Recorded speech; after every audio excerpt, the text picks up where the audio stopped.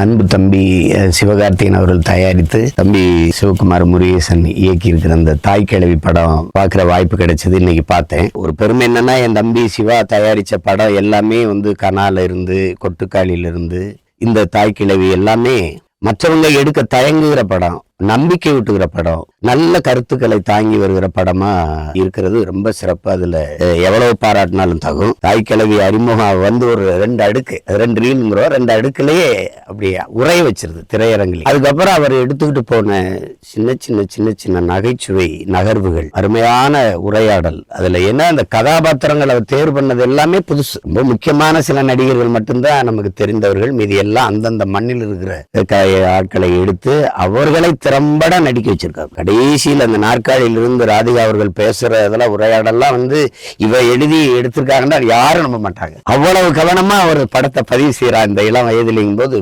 வியக்காம இருக்க முடியல என்னால. அப்படி முதல் படத்துல இவ்வளவு வேலை செஞ்சிருக்காங்கடா. அப்படி அது கூட இருந்து உழைச்ச எல்லாருமே அப்படி உழைச்சிருக்காங்க. குறிப்பா தம்பி ஒளிப்பதிவாளர், இசையமைப்பாளர் எல்லாருமே அவ்வளவு அருமையா ஒத்துழைச்சிருக்காங்க.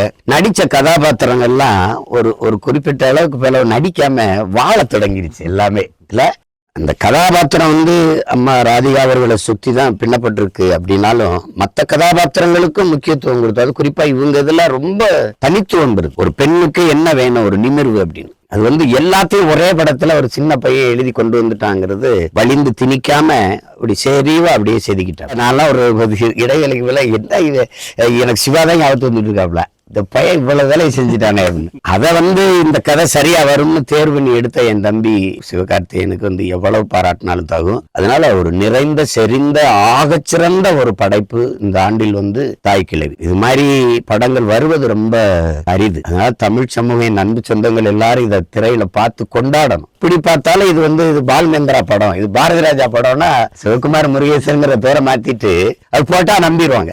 அந்த அளவுக்கு தரமான படத்தை தம்பி எடுத்திருக்க. அவனுக்கு எவ்வளவு பாராட்டினாலும் தகும். கலை அரசியல்னா கலை அரசியல் தான். அவங்க இப்ப என்ன வேணாலும் பாராட்டலாம். அந்த அளவுக்கு அவங்களுடைய நடிப்புலாம் அசாத்தியம். அந்த உடல் மொழி, அந்த உரையாடல், உச்சரிப்பு. ஏற்கனவே பல கிராம படங்கள் நடிச்சிருக்காங்க. ஆனா இதுல இந்த படைப்பாளிகளுக்கு அதில் நடிச்ச ராதிகா அம்மாவுக்குலாம் எவ்வளவு விருதுகளை கொடுத்து பாராட்டினாலும் குறைந்த அளவு பாராட்டாத்தான் இருக்கும். அவ்வளவு பெருமையான ஒரு படைப்பு தாய் கிழவி. அது நம்ம எல்லாரும் பார்க்கணும். இதை தாண்டிய சிறந்த படைப்பை சிவாதான் எடுக்கணும். என் தம்பி வச்சு எடுக்கணும். தாய் கிழவி தான்.